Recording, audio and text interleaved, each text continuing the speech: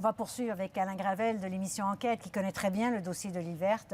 Alain, au-delà des recommandations, il y a aussi le ton de ce rapport. On sent une certaine frustration de la part du coroner de l'âge. Un homme qui maintenant a plus de 80 ans, qui mène ce métier depuis presque 50 ans, qui a mené 500 enquêtes du coroner. Une de ses plus grosses, il y a 45 ans, l'incendie à Notre-Dame-du-Lac dans une autre résidence pour personnes âgées, tout près de l'île verte, dans le Témiscouata. 44 victimes.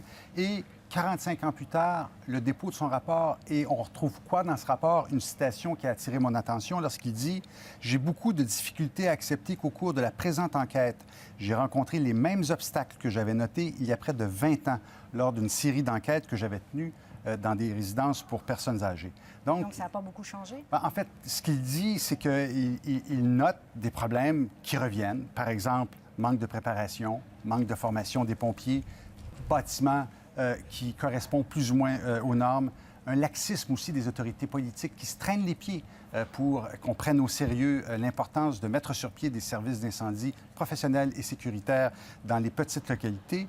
Et alors que dans un contexte où une loi existe maintenant depuis 15 ans, une loi qui devait régler les problèmes dans les régions pour les services d'incendie.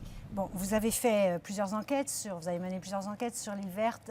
Est-ce qu'il y a des choses qui se retrouvent donc dans ce rapport? Est-ce que ça fait écho à ce que vous avez trouvé? Oui, notamment, on avait diffusé avant le début de l'enquête du coroner, on avait diffusé un reportage où on parlait des retards d'intervention importants et surtout du retard de demander l'entraide des villages avoisinants. Ce qui fait qu'il y a eu de longues minutes qui se sont perdues et ça a probablement aggravé la situation. On a parlé aussi dans ce reportage du manque de formation de tous les officiers du service d'incendie de l'île verte. On a parlé aussi des ratés dans l'intervention, notamment l'absence de poste de commandement sur place, ce qui fait que lorsqu'il n'y a pas de poste de commandement, bien, les pompiers sont un peu comme des poules pas de tête. Et le coroner de l'âge dit dans son rapport aujourd'hui, que lorsque ça arrive, les pompiers font davantage partie du problème que de la solution.